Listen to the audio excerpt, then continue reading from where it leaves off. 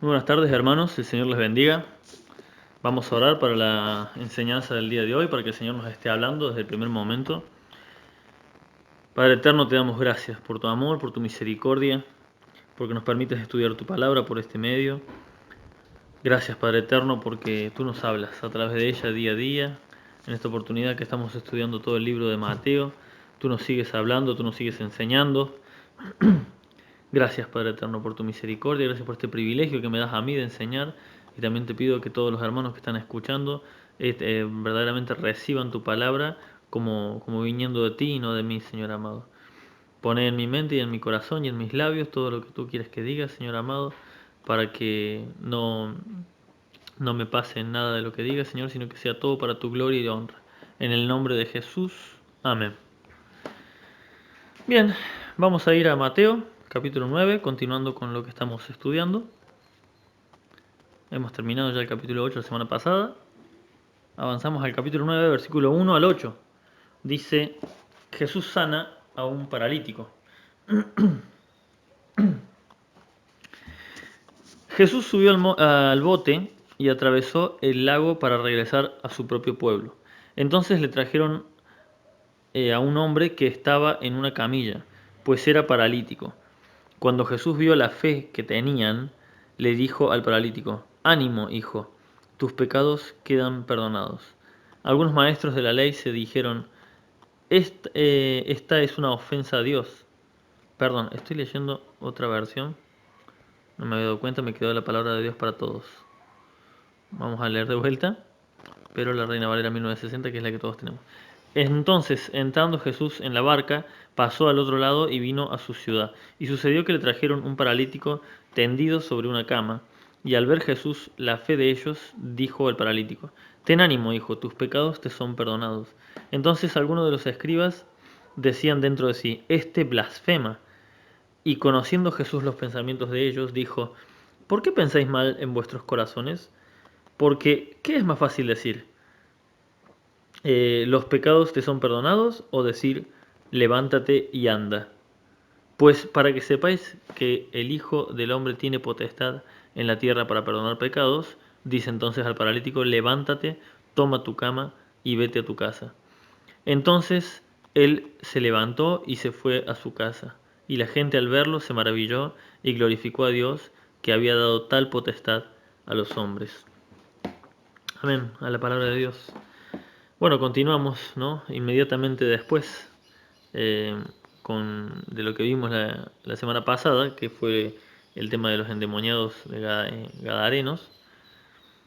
Es interesante, como decíamos, ¿no? Que Mateo es, por lo que dicen los eruditos, uno de el libro, creo que el evangelio más cronológico, ¿no? Más exactamente en el orden que fue probablemente. Fíjense que acá dice entonces, en el versículo 1, entonces entrando Jesús en la barca, pasó al otro lado y vino a su ciudad. O sea, todo es una continuación exacta del día anterior. Nos encontramos con, en esta historia del paralítico sanado, es otra historia que se repite en varios evangelios, en Mateo, en Marcos y en Lucas. Y que también, al igual que la historia anterior, cada uno le aporta un poco más de información. Se cuenta de una forma diferente, se cuentan detalles diferentes, porque son testimonios de distintas personas. Entonces, cada uno le aporta una información distinta. Por ejemplo, una información distinta. Cuando leemos las otras dos versiones, que queda de tarea, no hace falta que lo busquen ahora, en Marcos capítulo 2 y en Lucas capítulo 5, la diferencia principal que podemos notar es que estos hombres que trajeron a este paralítico lo metieron por el techo, ¿no? Tuvieron que romper el techo, obviamente no era un techo de losa como lo que tenemos ahora, seguramente era, no sé, un techo más humilde, algo de paja, algo más simple que se podía levantar con las manos. Tuvieron que abrir el techo para poder bajar a esta persona hasta donde estaba Jesús, por lo atestado que estaba de gente, estaba lleno, repleto de gente la casa donde estaba parando Jesús. Dice a su ciudad, en otro lugar también dice a su casa, pero sabemos con las palabras de Jesús que él no tenía una casa propia, así que puede que o estuviera, no sé, parando ahí, alquilando o como sea, en esta casa, o tal vez era la misma casa de Pedro, no se sabe exactamente, porque Jesús no tenía una casa propia, o tal vez era la casa de sus propios padres, lo más probable. Como sea, también lo que se dice que la más probable es esta, que sea la casa de sus propios padres. Em, Como sea, estos hombres estaban tratando de entrar a la casa de donde estaba Jesús por el techo, rompiendo el techo, ¿no? Vemos que obviamente esto pasó inmediatamente después de los Gadarenos, tal vez al día siguiente o tal vez unos días después. En Marcos 2 se nos dice que había vuelto a su casa y que la gente se enteró, ¿sí? Dice que se enteró la versión de Marcos.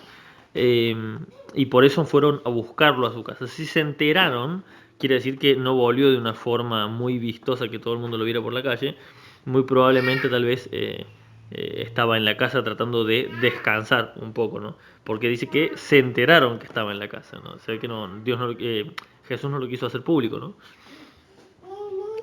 Así que lo fueron a buscar apenas se enteraron. Pero el Señor, como siempre, está dispuesto y listo para nosotros. Él empezó a atender a la gente y empezó a enseñar.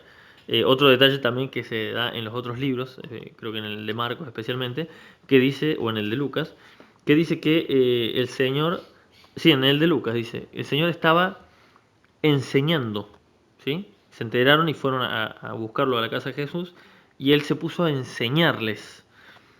No es que estaba haciendo milagros como antes, simplemente estaba enseñando. Y hasta habían ido, dice, escribas y fariseos que venían de todas partes, habían venido para escucharlo a él, ¿no? Obviamente, muy pocos con una razón verdaderamente buena. Lo que estaban buscando muchos de ellos era a ver en qué encontrarle un error porque le tenían mucha envidia por cómo la gente lo seguía, ¿no? Ya vimos antes, cuando leímos el Sermón del Monte, que la gente decía que Jesús verdaderamente enseñaba bien, no como los escribas, ¿no? O sea, verdaderamente le tenían envidia a Jesús porque la gente lo seguía con amor, con verdadera devoción. O sea, imaginemos la escena. Jesús, en la casa que estaba, sea de él, de sus padres, de quien sea, en la casa que estaba parando, rodeado de gente hasta afuera, ¿no? Hasta afuera lleno de gente. Dice el versículo 2, y sucedió que trajeron un paralítico tendido sobre una cama, ¿no? Trajeron al hombre y en la otra versión dice que lo metieron, que abrieron el techo para, para acercarlo a él. Yo me pregunto, ¿cuál fue la reacción de Jesús al hecho de que le estaban rompiendo el techo de su casa o la casa en la cual estaba parando? ¿Cuál fue la reacción de Jesús? O mejor, otra pregunta mucho mejor. ¿Cuál creen que hubiese sido nuestra reacción ante la destrucción de nuestra casa por servir a Dios? Si nuestra casa es maltratada, destruida, roto algún mueble o lo que fuera, una ventana, porque estoy sirviendo a Dios, porque estoy permitiendo que haya mucha gente en mi casa, ¿cuál es o cuál sería nuestra reacción? ¿Cuál hubiese sido nuestra reacción? ¿Cómo reaccionamos cuando nuestros bienes materiales, como nuestra casa, nuestro auto, el que tenga auto, muebles, en mi caso instrumentos musicales que uno a veces presta, o electrodomésticos, se ven afectados, se rayan, se ensucian, se rompen? ¿Cómo reaccionamos cuando es por servir a Dios, por ser amables con hermanos, se terminan rayando, se terminan rompiendo, por haber brindado un servicio a los hermanos en Cristo? ¿Cuál es nuestra reacción? ¿Cuál es nuestra reacción por cuando se rayan, se rompen nuestras cosas? ¿Qué valor tienen en nuestras vidas las cosas materiales y qué valor tenían para nuestro Señor Jesús? ¿Y cuál fue lo más importante? ¿Cuál fue la reacción de Jesús? Bueno, su reacción fue alegría, ¿sí? Porque dice, eh, y sucedió que trajeron un paralítico, tendieron una cama, y al ver Jesús la fe de ellos, recordemos que le acababan de romper el techo de su casa, le dijo al paralítico, ten ánimo, hijo, tus pecados te son perdonados. En la otra versión dice también, en la otra versión no, en las otras historias de Marcos y Lucas dice que se maravilló de la fe de ellos, ¿no? O sea, hubo una reacción de alegría del Señor, de ver lo que eran capaces de hacer para poder acercarse a Jesús. Y la pregunta siempre es la misma, ¿y por casa cómo andamos? Y en casa, ¿cómo están nuestros muebles? Están, tal vez, nos ha tocado vivir algo así, que se nos rompa algo y decir, gloria a Dios, pero lo hice para servir al Señor y el Señor sabe. Se manchó el piso porque, bueno, había hermanos y se cayó comida, pero gloria al Señor, no importa, es solo una mancha. En mi casa pude servir al Señor, pude brindar mi auto para llevar a hermanos que verdaderamente, yo siempre digo lo mismo, doy gloria a Dios por los hermanos que no los quiero nombrar para que, eh, obviamente, la gloria es para el Señor, ¿no? Pero siempre hay algún hermano, siempre hay alguien que nos quiere traer a casa y veo que a veces se organiza para llevar a otros hermanos y es tan hermoso ver eso. Yo digo, ¿cómo está nuestro auto? ¿Cómo está nuestra casa? ¿Cómo están nuestros muebles? ¿Han sufrido algún desgaste? ¿O está todo tan inmaculado, tan perfecto porque jamás lo usamos para el servicio de Dios? Es una buena pregunta. La reacción de nuestro Señor Jesús fue alegría, fue sorpresa. ¿Mm? Y no solo eso, lo que vamos a leer más adelante. Versículo 3 y 4 dice, y sucedió que le trajeron un paralítico tendido sobre una cama, y al ver Jesús la fe de ellos, dijo al paralítico, ten ánimo, hijo, tus pecados te son perdonados.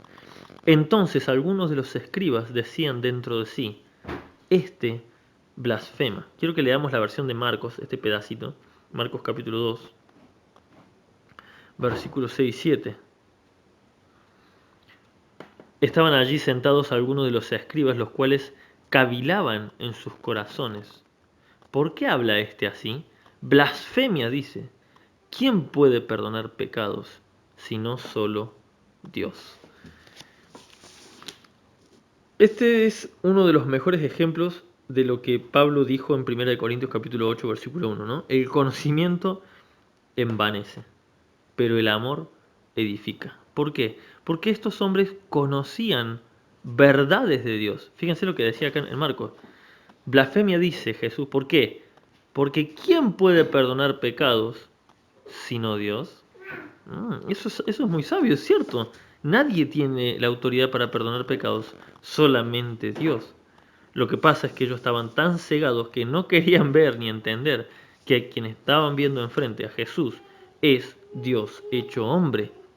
Este pasaje es una de las evidencias bíblicas de la divinidad de Jesús. Este pasaje es toda esta parte del paralítico que vamos a leer y lo que vamos a leer más a continuación, es una evidencia bíblica de que verdaderamente la Biblia habla de que Jesús es Dios hecho hombre. Jesús es el Cristo, el Mesías. Estos hombres no querían entender eso, entonces su razonamiento es, este hombre blasfema, este hombre está diciendo malas cosas contra Dios porque es un simple hombre que dice que perdona pecados. Estos hombres tenían mucho conocimiento, sabían que solamente Dios puede perdonar, pero en ellos no había amor, no había entendimiento, solamente había envidia. Entonces no podían razonar, no podían darse cuenta de razonar, entonces este es el Mesías. No, ellos querían creer otra cosa. En este pasaje vamos a encontrar tres evidencias que el Señor les da de que Él es Dios. Tres evidencias de la divinidad de Jesús. Cuando alguien dice, no, pero la Biblia no dice nada, hay algunos que dicen que la Biblia no afirma que Jesús sea Dios. De hecho, la Biblia de los Testigos de Jehová, por ejemplo, está modificada y estos pasajes en particular están modificados o arrancados para que no se entienda que Jesús es Dios. Sin embargo, los que tenemos la Biblia normal de toda la vida, que no está modificada, la evidencia es clara. Y son tres las que da el Señor acá.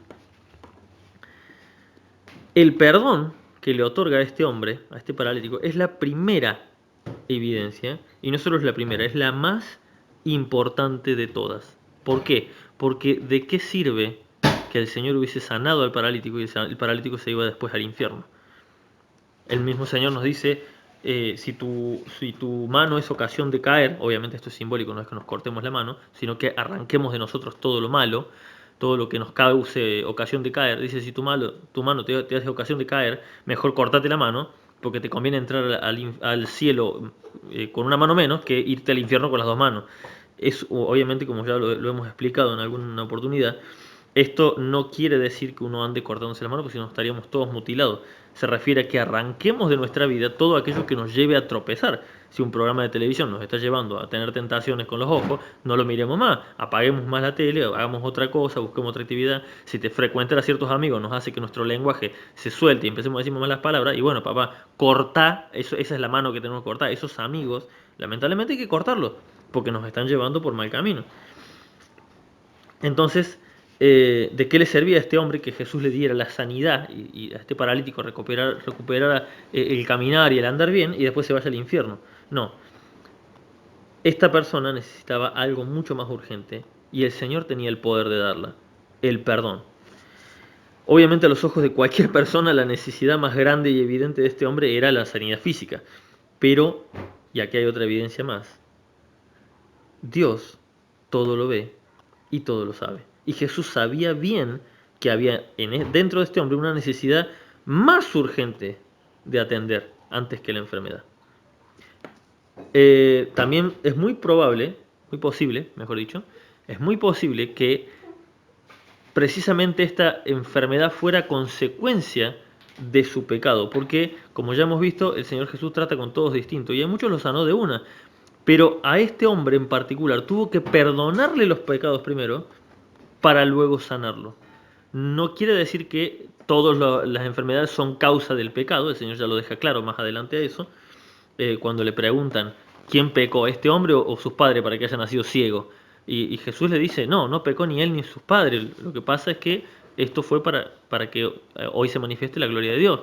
En ese caso no era por el tema del pecado, pero en este caso muy posiblemente sí, porque Jesús no le dio la sanidad hasta primero perdonar los pecados. Pero más allá de eso, si era por causa de pecado o no, el motivo principal por el cual Jesús perdona antes que sanar es precisamente para evidenciar que Él era el Mesías. Este era el motivo principal del Señor Jesús para perdonarle los pecados antes que sanarlo. Versículo 4 de Mateo 9, versículo 4 dice: y conociendo Jesús los pensamientos de ellos, obviamente habla de los escribas y fariseos que estaban ahí, dijo: ¿por qué pensáis mal en vuestros corazones? Si Jesús era un simple hombre, como algunos creen, ¿cómo sabía exactamente lo que estos hombres estaban pensando? ¿Cómo es que sabía? Bueno, la respuesta está en Jeremías capítulo 17, versículo 10, en el Antiguo Testamento, y si no en el Nuevo Testamento, en Romanos 8, 27. Ambos pasajes dicen lo mismo, que Dios escudriña los corazones. Dios conoce lo más profundo de los corazones de los hombres. Y Jesús, siendo hombre, no dejaba de ser 100% Dios, porque podía, en primer lugar, perdonarle los pecados a este hombre, y en segundo lugar, conocer que los que estaban ahí al lado estaban pensando mal de él, y exactamente lo que estaban pensando. Por lo que esto que les dijo a los fariseos era otra demostración de que él sí era Cristo. Él sí era el Mesías. Fíjense que él jamás andaba diciendo yo soy el Cristo, yo soy el Mesías. A los únicos que se los dijo así fue a la mujer, si no me equivoco, si mal no recuerdo, creo que solamente a 2 personas les dijo que él era el Cristo. A la mujer samaritana, o sea, una mujer que ni siquiera era judía, una mujer de Samaria, a la mujer samaritana y al sumo sacerdote cuando lo estaba interrogando antes de mandarlo a crucificar. Antes de que lo crucificase, mejor dicho. Son las únicas veces que el Señor dice, sí, yo soy el Cristo. A la mujer le dice, yo soy el que está delante tuyo, le dice. Pero a nadie más. Fueron casos muy puntuales. Lo que el Señor quería era que se evidenciara por lo que Él hacía y lo que Él decía, sin que Él tenga que decir, yo soy el Cristo. Entiéndanlo, les está diciendo. Muchas veces queremos que nos den todo masticado. ¿Y qué tengo que hacer en esta situación? Y bueno, entendelo, razonalo, lee la palabra, leamos la palabra, entendamos por medio de la palabra qué es lo que el Señor nos quiere decir. No todo el Señor nos lo tiene que dar como bebé masticadito y molidito para que lo entendamos. A veces hay que usar un poquito el intelecto, pero también la fe y también el amor para comprender la palabra de Dios. La palabra de Dios no se puede leer como un simple libro de historia, ni como un simple manual de instrucciones. No, la palabra de Dios hay que leerla con fe y con amor y con entendimiento, con todo junto, para poder entender la voluntad de Dios. Pero la dureza del corazón de estos hombres era tan grande que no les alcanzaba. No les alcanzaba con que les dijera que perdonaba pecados y con que demostrarle que les estaba conociendo sus pensamientos. Así que el Señor tuvo que ir un paso más allá a ver si así daba resultado, ¿no? Que vamos a conocer más adelante que tampoco dio resultado. Así que Jesús hace lo que leemos a continuación. Versículos 4 y 5 dice: y conociendo Jesús los pensamientos de ellos, dijo: ¿por qué pensáis mal en vuestros corazones? Porque ¿qué es más fácil decir? ¿Los pecados te son perdonados? ¿O decir, levántate y anda? Este pasaje a mí desde muy chico se me complicó un montón porque no entendía a qué se refería el Señor Jesús. Pero en otras palabras, lo que Jesús estaba tratando de decir, le voy a dar la respuesta a esta pregunta que hace el Señor, la respuesta la vamos a ver más adelante. Pero obviamente para Dios, si nos preguntamos, no qué es más fácil decir, ¿qué es más fácil hacer para Dios? ¿Perdonar o sanar? ¿Qué es más fácil? ¿Qué creen ustedes? Les doy un segundo para pensar. ¿Qué es más fácil para el Señor? ¿Perdonarnos o sanarnos? Bueno, obviamente lo más fácil es sanar, porque muchas personas han sido sanadas sin arrepentimiento. Lo más difícil es perdonar, porque para poder perdonar, el Señor requiere de que nosotros nos arrepintamos. Ahí está más complicada la cosa. La única forma, aun siendo Dios todopoderoso, Dios no puede perdonarnos si no estamos arrepentidos. Dios va contra su santidad, va contra su justicia. No podría, aun siendo todopoderoso, es como que estás ahí contra algo que bloquea. Hasta que no te arrepientas de tus pecados, yo no te puedo perdonar.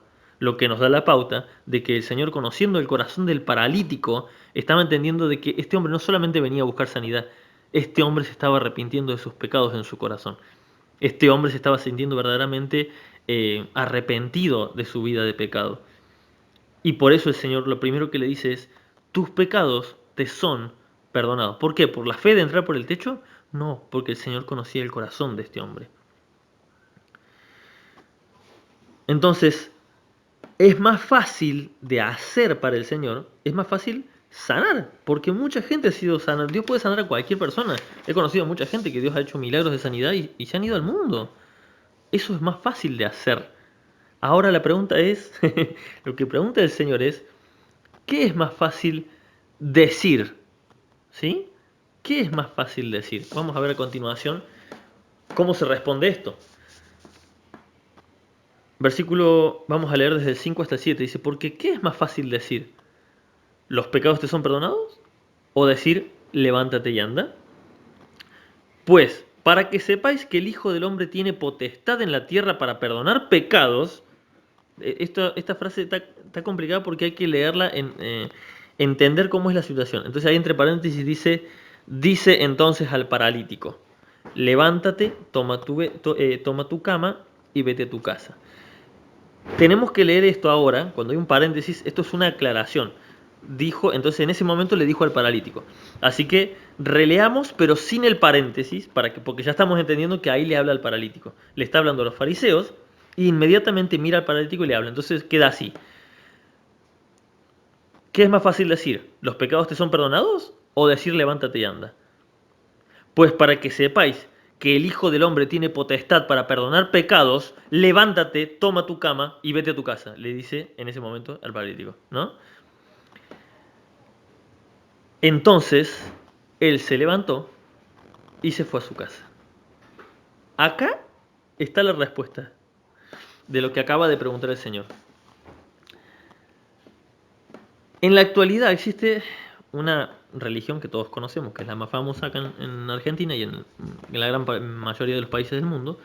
No la quiero mencionar porque nadie se sienta ofendido por si alguien está escuchando esto, pero es la que todos conocemos, que es una de las más conocidas del mundo, obviamente, y se jactan de poder perdonar pecados. Todos sabemos que esta supuesta iglesia dice que perdona porque sus sacerdotes, supuestamente, sus supuestos sacerdotes tienen el poder de absolver pecados, al punto de que hacen ciertos ritos después de muerto una persona que dicen que la absuelve de los pecados después de la muerte.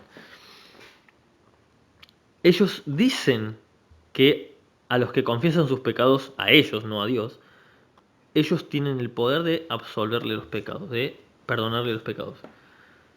Ahora yo les pregunto, ¿cuántos de estos sacerdotes de esta religión pueden hacer un milagro inmediatamente después de decir tus pecados te son perdonados? ¿Cuántos de estos sacerdotes pueden confirmar? Porque si yo te digo tus pecados te son perdonados, ¿quién se enteró de que son perdonados? ¿Qué evidencia hay de que fueron perdonados tus pecados? No hay ninguna evidencia, solo es una frase que dije. Ahora, si yo digo levántate y anda a un paralítico y esa persona se levanta y se va, entonces ahí hubo una confirmación de que los pecados que perdonó el Señor Jesús verdaderamente fueron perdonados. Porque si no hubiese sido una frase dicha y nada más. Y encima nadie le iba a decir nada porque estos pensamientos estaban en la cabeza de los fariseos y no le decían nada. Ni siquiera tenían el valor para decirle, che, esto es una blasfemia. No, estaban pensando en sus corazones que Jesús era un blasfemo. Entonces Jesús le dice, ¿qué es más fácil de decir? ¿Qué es más fácil de decir? Les preguntó Jesús. Bueno, acá está la respuesta. Obviamente decir tus pecados te son perdonados es más fácil de decir de la boca para afuera. ¿Mm? Porque nadie ve el efecto. Nadie ve, si yo digo tus pecados te son perdonados. Bueno, ¿quién lo vio? Nadie entendió qué pasó, nadie vio nada.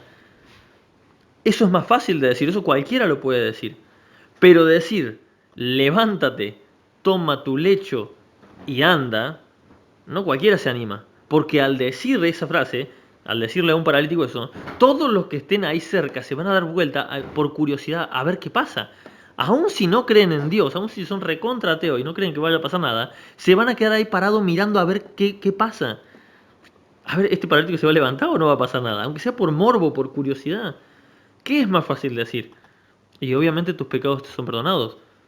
Pero ¿quién es el único que lo puede decir y verdaderamente perdonar el pecado? Dios, nadie más. Entonces ahora les dice el Señor, fíjense, ahora entendiendo esto, releamos. Pues, porque ¿qué es más fácil decir? ¿Los pecados te son perdonados? ¿O decir levántate y anda? Pues para que sepáis, o sea, como evidencia de que el Hijo de Dios tiene, que yo tengo potestad, dice el Señor Jesús, para perdonar pecados, ahí lo mira al paralítico y dice, levántate y anda. Levántate, agarra tu cama y andate a tu casa. Entonces, si Jesús fuera un simple hombre, un mentiroso, un blasfemo, como decían estos hombres, Dios Padre no habría respaldado este milagro nunca. Entonces le dice, levántate, toma tu cama y vete. Eso fue la evidencia de que las dos cosas que hizo anteriormente demostraban que él era el Hijo de Dios. ¿Se entiende? Es medio complicado. Nunca lo había entendido yo de esta forma tan complicada hasta ahora que me puse a leerlo en profundidad para explicárselos a ustedes, ¿no? Porque uno lo entiende superficialmente. Pero al leerlo parte por parte te vas dando cuenta de cuál era la intención de Jesús con este milagro. Y al final, ¿Dios respaldó o no respaldó? Sí, totalmente. Este hombre se levantó, dice, entonces él se levantó y se fue a su casa. La divinidad de Cristo es triplemente confirmada en este pasaje. Este pasaje del versículo 1 hasta el 8, lo que hacen es comprobar la divinidad de Cristo. Jesús perdonó, solo Dios puede perdonar. Jesús supo lo que había en el corazón de ellos, solo Dios conoce el corazón de los hombres. Jesús sanó, solo Dios puede dar sanidad completa a un paralítico. Aún con la ciencia más avanzada que hay hoy en día, se puede lograr ciertas mejoras en una persona paralítica, pero nunca va a llegar a estar bien como para andar bien del todo. Una sanidad íntegra, sí, y hemos visto muchos casos, muchas personas seguramente deben conocer testimonios. Yo conozco en particular una hermana que estaba totalmente cuadriplégica y el Señor la sanó. Eso es un milagro que nadie te puede decir que ese no fue Dios, porque la ciencia médica directamente a esta hermana le dijo, no vas a caminar nunca más en tu vida. Y esta mujer creyó y fue sanada. Y yo la conozco y la podemos ver en la calle caminando. Nada más que no la conocen por nombre, pero si alguien quiere saber personalmente quién es, se lo puedo decir. Entonces, Jesús perdonó, Jesús supo y Jesús sanó. Jesucristo es Dios. Eso es lo que este pasaje nos quiere decir. Jesucristo es el Mesías, es el verdadero Hijo de Dios. Leyendo así como lo estamos leyendo y estudiando esta versión de los hechos, ¿no? Esta versión que cuenta Mateos, porque recordemos que los cuatro evangelios son cuatro versiones distintas del mismo hecho, cuatro testimonios distintos del mismo hecho, ¿no? Desde distintas perspectivas, pero cada uno contando lo que recuerda o lo que vio o lo que escuchó. La versión de Mateo, ¿no? O sea, viendo y estudiando esta versión, creo que llego a entender por qué Mateo decidió obviar el tema de los hombres abriendo el techo. Porque vemos que en los otros dos, tanto en Marcos como en Lucas, se cuenta el tema de que rompieron el techo para entrar. Pero Mateo lo obvió completamente. Le trajeron un paralítico enfrente de Jesús. O sea, el tema importante no está en que estos hombres rompieron el techo. Eso es lo que Mateo está tratando de... Por eso es como que obvió ese tema. Aunque en la soberanía del Señor, el Señor permitió que la historia quedara, porque es una historia muy maravillosa realmente. Pero Mateo no quería que nos enfocáramos en eso al escribir estas palabras. Porque he notado que siempre que escucho una predicación de esta historia, casi todos los predicadores siempre se enfocan en la fe del paralítico y en la fe de sus amigos. Siempre la predicación está enfocada en eso, en que hay que tener fe y que hay que romper los techos y hay que hacer lo que sea para lograr lo que Dios nos bendiga. Y no ese es el centro de la historia. Y toda la vida creímos que ese es el centro de la historia. Y ese no es el centro de la historia. Lo verdaderamente importante no está en el milagro, sino en lo que Jesús está tratando de evidenciar. Y que te des cuenta y que yo me dé cuenta que Jesucristo es Dios. No es un simple hombre que existió hace 2000 años. Jesucristo era y es Dios. Por eso es importante que cuando leemos o estudiamos la palabra de Dios, busquemos saber qué es lo que Dios nos quiere decir. ¿Qué es lo que Dios nos trata de decir? Y no qué es lo que mejor me suena a mí. ¿Sí? Porque a todo el mundo al parecer lo que más le suena es que hay que tener fe, que hay que romper techos y que hay que llevarse el mundo por delante para recibir un milagro de Jesús. Y ese no es el mensaje. Es precisamente esto de buscarle la vuelta para que el mensaje suene lo más bonito posible, lo que hace que hoy en día haya tanta apostasía.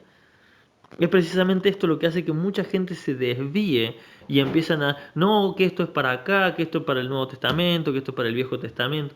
¿Por qué? Porque no les interesa lo que Dios tiene para decir. Les interesa buscar la descripción que se amolde mejor a lo que ellos ya creen de por sí o a lo que ya quieren creer de por sí. Pero muchas veces lo que el Señor nos quiere transmitir en su palabra es algo totalmente distinto a lo que nosotros ya estamos predestinados, predestinados no, ¿cómo se dice? Cuando ya estamos preparados mentalmente de antemano, ¿no? Para creer o escuchar una cosa. Entonces cuando alguien nos dice algo distinto nos parece que está mal. Lo cierto es que la palabra de Dios se lee, se estudia, buscando a ver qué es lo que Dios quiso decir. No es que exactamente qué es lo que me quiere decir a mí. No, qué es lo que Él quiere decir en estas palabras. Vamos a terminar, versículo 8. Dice, y la gente al verlo se maravilló y glorificó a Dios, que había dado tal potestad a los hombres. También aquí en el final de la historia vemos una diferencia muy tajante entre lo que relata Mateo, Marcos y Lucas. Porque en el final de la historia, la gente, en el libro de Marcos, la gente supuestamente dijo, nunca hemos visto tal cosa. Esto tal vez es lo que escuchó Marcos. Nunca hemos visto tal cosa. Lucas recopila información muchos años después de los discípulos, ¿no? Y a él le llegó esta frase. Lucas dice, hoy hemos visto maravillas. Pero, curiosamente, el pasaje siguiente, si podemos leer versículo 9, el titulito en la Reina Valera dice, llamamiento de Mateo. ¿sí?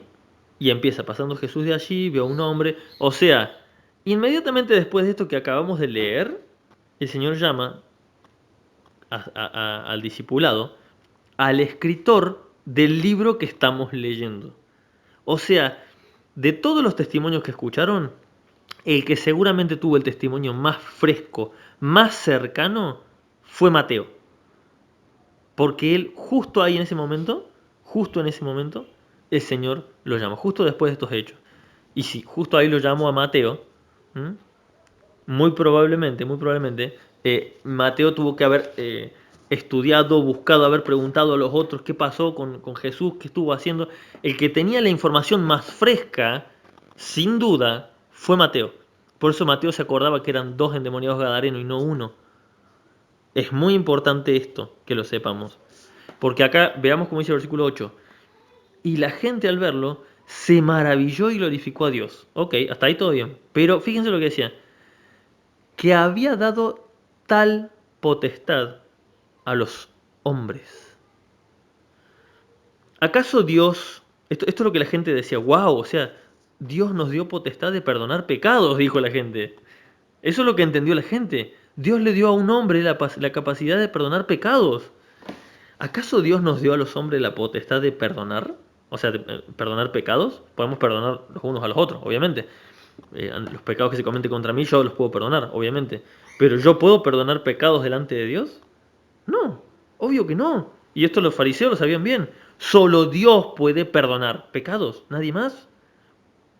Entonces, ¿por qué dijeron esta frase la gente? ¿Saben lo que significaba? Que estas personas de la multitud tampoco habían entendido quién era Jesús. Al igual que los fariseos no querían reconocer que Él era el Mesías, la gente no entendió que Jesucristo era Dios hecho hombre. ¿Cómo lo sé? Bueno, porque cuando Jesús les pregunta a sus discípulos mucho más adelante, le dice, ¿quién dice la gente? Y ya Jesús era mucho más famoso. Acá estamos al principio. Mucho más adelante, cuando Jesús ya era muy famoso, Jesús le pregunta a sus discípulos, ¿quién dice la gente que soy yo? Y la gente no sabía. La gente, no, que sos Elías, que sos, no sé, Moisés, o que sos un profeta del Antiguo Testamento, o que sos un profeta nuevo. La gente no tenía idea quién era Jesús. La gente no estaba entendiendo el mensaje de Jesús. Ni los fariseos lo entendieron por envidia, ni esta gente lo entendió por lo que fuere, por ignorancia, porque no era el tiempo de entenderlo, pero no estaban entendiendo que Jesús les estaba diciendo, yo soy Dios, yo soy Dios hijo, yo soy Dios hecho hombre. Ellos tampoco lo estaban entendiendo. Hermanos, verdaderamente esto nos deja una enseñanza muy grande, ¿no? Porque tenemos que tener mucho cuidado con qué terminamos interpretando de la palabra de Dios. Porque nos puede pasar como a este hombre, dice que, versículo, como esta gente, dice que la gente al verlo se maravilló y glorificó a Dios. Perfecto. Pero entendieron mal. Dice, oh, mira, Dios le dio la potestad de perdonar pecados. Fíjense, cosa que los fariseos no quisieron entender. Esta gente sí lo entendió bien. Si dijo que perdonó pecados y después hizo un milagro, y encima conocía el pensamiento de los fariseos, entonces, wow, este hombre tiene la potestad de perdonar pecados de verdad, porque Dios lo respaldó con un milagro. Sin embargo, seguían tratando de los hombres, de este hombre. No entendían que él era el Cristo. Y así nos puede pasar a nosotros, hermanos. Podemos haber creído que entendimos un pasaje, como por ejemplo, hasta ayer, hasta ayer yo mismo siempre pensé que el centro de este pasaje era el milagro y los amigos de este hombre rompiendo el techo y la fe que tenían, cuando al leer la versión de Mateo te das cuenta de que ese no es el centro de la historia. Hay otra historia que te estás perdiendo, Maiko. Te estás perdiendo una historia mucho más importante y es la de que Jesucristo es real, está vivo y es el Hijo de Dios. Y todo lo que estamos leyendo son las historias de nuestro Señor Jesucristo, no de un simple hombre como esta gente creía. Un hombre maravilloso que hacía cosas maravillosas. Eso es lo que dicen muchos en el mundo hoy en día. No, hay una historia mucho más profunda en la palabra de Dios para nosotros. Y sería bueno que aprendamos a buscarla. que dejemos de buscar lo que queremos escuchar o lo que estamos acostumbrados a escuchar y empecemos a abrir nuestro entendimiento a lo que Dios nos quiere decir. Por ejemplo, lo que leímos al principio, cuando el Señor le rompe en el techo de su casa y él se pone contento y perdona un pecado, perdona los pecados y sana un hombre. Yo digo, nunca vimos esa enseñanza y nunca nos dimos cuenta de que hay una clara enseñanza de no valorar las cosas materiales demasiado, de no ponerle tanto énfasis a la limpieza, al orden, a que todo esté impecable, cuando el mismo Señor le estaban rompiendo el techo y él no dijo, loco, está bien que soy Jesús, pero paren un poco, tengan respeto por mi casa. No, no dijo nada de eso. Él se alegró de que estaba sirviendo al Padre. Él se alegró de que este hombre entraba con tanta fe. Rompiendo el techo no me importa, rompe lo que quieras. Pero traes arrepentimiento y eso es lo que más me importa, dice el Señor. ¿Cómo es que nunca vimos esta enseñanza en este pasaje? O al menos yo nunca la vi, capaz que ustedes sí la vieron. ¿Cómo es que nunca vi yo esta enseñanza? Porque muchas veces nos sesgamos a un entendimiento. Nos cegamos a un entendimiento. Y no queremos ver lo que el Señor dice. Estamos muchas veces muy enfocados en lo que el Señor me dice, en vez de enfocarnos en lo que el Señor dice. Parece lo mismo, pero no es lo mismo. Hermanos, que el Señor les bendiga y espero que este mensaje les haya sido de bendición, porque a mí sinceramente, como dice nuestro hermano Guillermo, me voló la cabeza. Así que el Señor realmente les bendiga grandemente. Dios les bendiga.